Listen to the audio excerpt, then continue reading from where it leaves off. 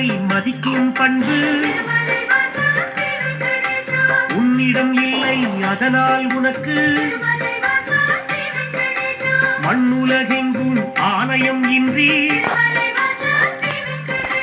போகக்கடவா என்று சபித்தார். அயனும் சிந்தை கலை அடியேன் பிழையை பொறுப்பீர் என்றால் ஒரு நொடி கூட அங்கிருக்காமல் திருகு முனியும் புறப்பட்டாரே.